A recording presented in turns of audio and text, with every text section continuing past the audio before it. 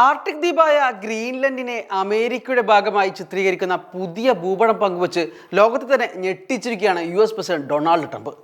ഗ്രീൻലൻഡിന് പുറമെ Canada, Venezuela എന്നീ രാജ്യങ്ങളെയും അമേരിക്കൻ പ്രദേശങ്ങളായി രേഖപ്പെടുത്തിയ ഭൂപടം തൻ്റെ ട്രൂത്ത് സോഷ്യൽ പ്ലാറ്റ്ഫോമിലൂടെയാണ് ട്രംപ് പുറത്തുവിട്ടത്.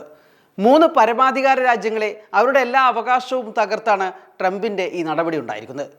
ലോകം മുഴുവൻ കടുത്ത വിമർശനത്തിനും പ്രതിഷേധത്തിനും ട്രംപിൻ്റെ ഈ നടപടി കാരണമായിട്ടുണ്ട്. നാറ്റോ സഖ്യകക്ഷികളെ പരിഹസിക്കുന്ന തരത്തിലാണ് ട്രംപ് ചിത്രങ്ങൾ പങ്കുവച്ചിട്ടുള്ളത്. French president Emmanuel Macron, Italian പ്രധാനമന്ത്രി ജോർജിയ മെലോണി, ബ്രിട്ടീഷ് പ്രധാനമന്ത്രി കെയർ സ്റ്റാർമർ, യൂറോപ്യൻ കമ്മീഷൻ അധ്യക്ഷ ഉർസുല വോൺ എന്നിവർ ഓവൽ ഓഫീസിൽ ഇരിക്കുന്നതായും പശ്ചാത്തലത്തിൽ ഈ പുതുക്കിയ ഭൂപടം അവർ നോക്കി നിൽക്കുന്നതായുമായാണ് ട്രംപ് പങ്കുവച്ച എഡിറ്റ് ചെയ്ത ചിത്രത്തിലുള്ളത്.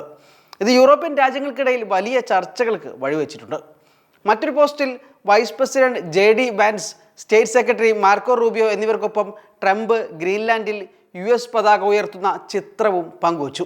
ഈ ചിത്രത്തിന് സമീപമുള്ള ബോർഡിൽ Greenland US territory established on 2026 എന്ന് രേഖപ്പെടുത്തിയിട്ടുണ്ട്.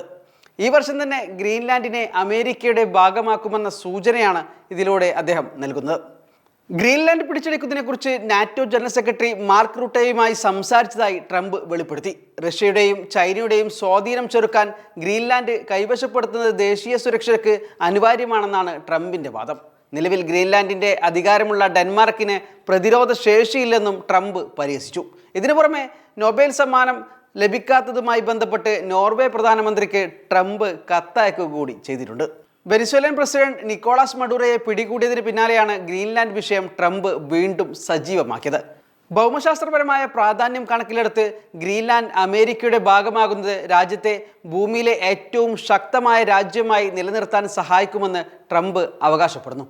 ഒരു വശത്ത് സമാധാനത്തിനുള്ള നൊബേൽ സമ്മാനത്തിന് താൻ അർഹനാണെന്ന് പറയുകയും മറുവശത്ത് മറ്റു രാജ്യങ്ങളിലേക്ക് കടന്നു കയറി അവരുടെ സ്വൈര്യവും സമാധാനവും തകർക്കുന്ന നടപടിയാണ് ട്രംപ് ചെയ്തുകൊണ്ടിരിക്കുന്നത്. അടുത്ത നിമിഷം എന്തു ചെയ്യുമെന്നറിയാത്ത വല്ലാത്തൊരു സ്വഭാവക്കാരനായ ട്രംപിനെ എങ്ങനെ മെരുക്കുമെന്നാണ് ലോകത്തിൻ്റെ തന്നെ ഇപ്പോഴത്തെ പ്രധാന ആശങ്ക.